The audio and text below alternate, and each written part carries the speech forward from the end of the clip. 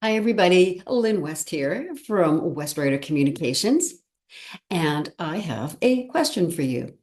Have you ever asked yourself what are the most important things to consider when you're writing your resume? If your answer is yes, but you struggle with the answer, well, today's your lucky day because I'm here to help you with that question so that you can build a standout resume that goes far beyond a laundry list of all of your experiences. When done, you will have a persuasive document that strategically highlights your value, delights a hiring manager by making their recruiting efforts easier while also making a strong visual impression. So, without further ado, let's dive into the nuts and bolts of building your resume masterpiece. Here I am going to share my screen with you now. All right, folks, welcome to the three pillars of resume writing, a series designed to help you write a resume masterpiece that gets noticed and, equally important, gets results. So, back to my question. What are the most important things to consider when building your resume? All righty. Three things, actually. One, it must be strategic. Two, it must be mechanically sound. And three, it must be readable, which means beautifully simple. Okay. As you might have guessed from the opening slide, the focus of this video is pillar number one, strategy, the first and most foundational pillar. So, what do I mean by resume strategy? Well, simply put, strategy means understanding what the employer really wants and tailoring your resume to match it. It's not about stuffing in keywords or listing every job and every duty you've ever had. It's about positioning yourself as the answer to their specific problem or goal. It's about thinking like a hiring manager.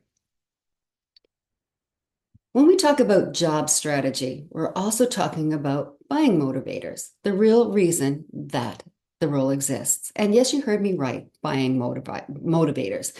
So while you're not selling something in the traditional sense, you are selling something, and that's yourself, right? So think about it. When people buy, it's because they're trying to resolve something. They're perhaps trying to reach a goal or avoid a problem. In the business world, these things are called pain points.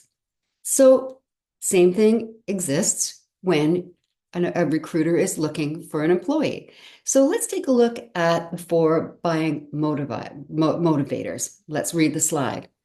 Effective resumes are developed with a particular job or field in mind and answer the question, why would I hire you?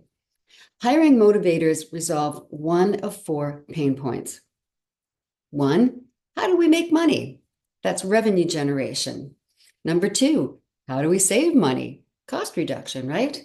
Number three, how do we handle the bumps in the road? These are the problem solving. And then number four, how do we keep our operations running smoothly? And these are things like supporting the organization's mandate, things like customer service and public relations and communications. They fall into that category. So when you find a job posting that interests you, take a moment to ask yourself, what is this employer trying to achieve by filling this role? So let's take a look at a real life example. I recently helped one of my students in the Bachelor of Professional Communications program at Royal Roads University build her resume. This position of assistant editor at the St. Albert Gazette caught her eye. So the first thing we did was determine the buying motivators and realized in this case there were actually two. One, problem solving. At the bottom here, you can see things like navigating editorial judgment, deadlines, and fact checking. And two was supporting the organization's mandate. And in this case, it was public storytelling and journalism integrity. Now, once we have identified the buying motivators, which we have here, the next step was isolating important keywords and keyword phrases. So let's take a look at how we do that. Isolating, or better yet, targeting keywords entails pulling exact phrases from the job posting and sorting them into three groups. There's your soft skills, things like character and personal values, harder skills, like more job-specific skills, and technical skills. And these are specific kind of learned abilities, often linked to things like software or methodologies like content management systems and programming. Now, how do you know that they're important? Most of the times, important keywords will be at the very top of the posting and they will proliferate throughout. Basically, the more something is mentioned, the more important it is that you want to make sure that you get that keyword or keyword phrase into your resume. Now, everyone has their own way of isolating keywords. My go-to method, and the one that I've used here, is simply color highlighting. I go through the job posting and I assign each keyword skill a different color. So as you can see here, digital and print platforms are outlined in green, and they are technical type skills, whereas self-starter and naturally curious are softer skills, and they're outlined in yellow.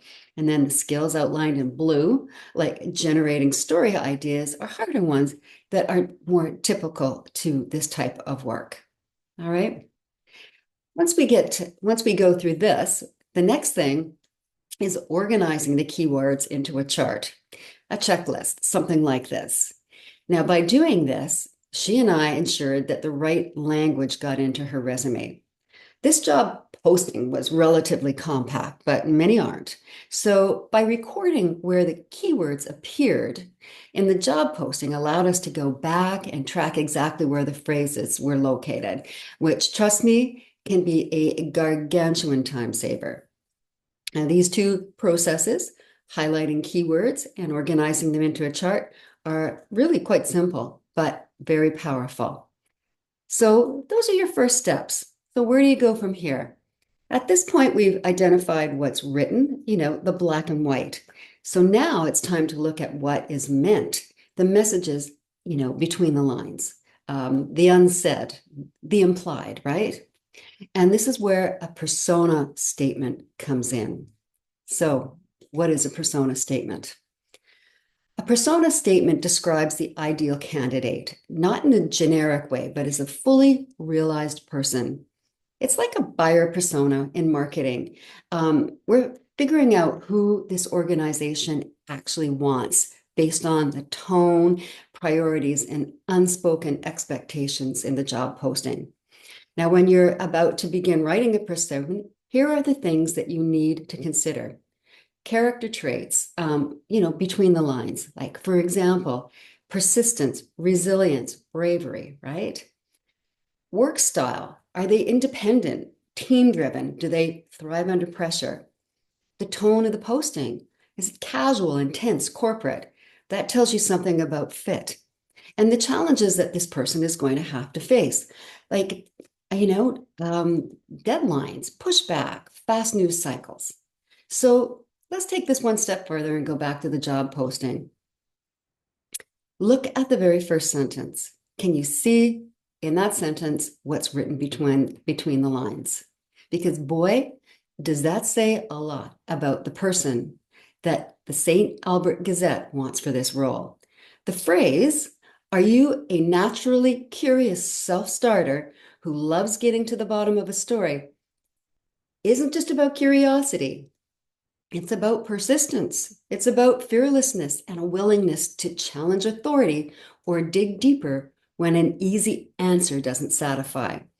That suggests somebody who will want to or won't back down when a source is evasive, is comfortable pushing for details that others might gloss over, knows that journalism isn't necessarily about making friends. It's about getting to the truth. So let's take a look at the persona statement that we came up with after looking at this job posting. Alrighty.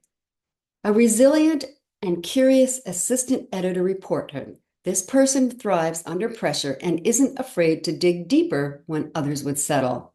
They think fast, act fast, and can translate breaking stories into compelling content that resonates across platforms. More than just a writer, They bring a digital first mindset and strong editorial instincts to everything that they publish. Whether navigating pushback, balancing clarity with accuracy, or leading a team through tight deadlines, they remain focused, ethical, and collaborative. They're comfortable in a leadership role, but humble enough to ask the right questions and stand by the reporting when the heat turns up, right? So much deeper. Goes straight to the heart of what strategy is all about when crafting the resume, right? Okay, at this point, though, I bet you're asking yourself the $1,000,000 question. Does this mean that I have to write a separate resume for every job that I apply for?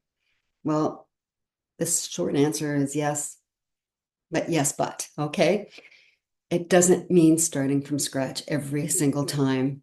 Quite frankly, if you're in job seeking mode, that would be exhausting. So instead, you build a strong and flexible template, one that reflects what employers in your field are asking for. And to do that, I recommend scanning at least 5 job postings and looking for patterns.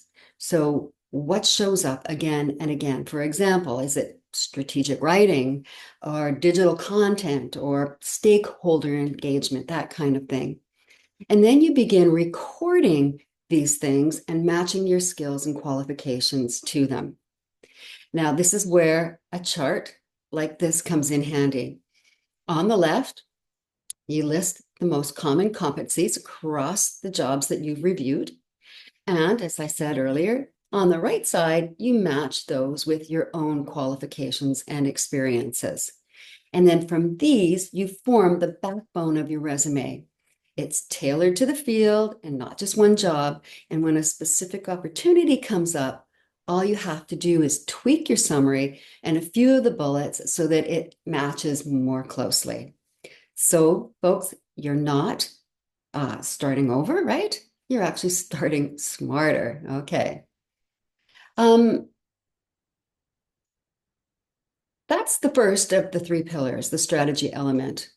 And just to recap, you've seen how to identify the motivator behind the job, identify exact keywords, build a persona statement, and create a resume template that flexes and reflects the wants of a hiring manager. It's not about guessing or gaming the system. It's about showing up with intention and clarity. And when you align your resume with strategy, you're already one step ahead of your competition and halfway to the interview. So, folks, thanks for watching. Up next, we'll go into mechanics. That is basically how to format your resume so that it's clean, organized, smart. Yeah, smart. You're going to learn about smart a lot. ATS friendly and easy to scan. Okay, I'll see you there.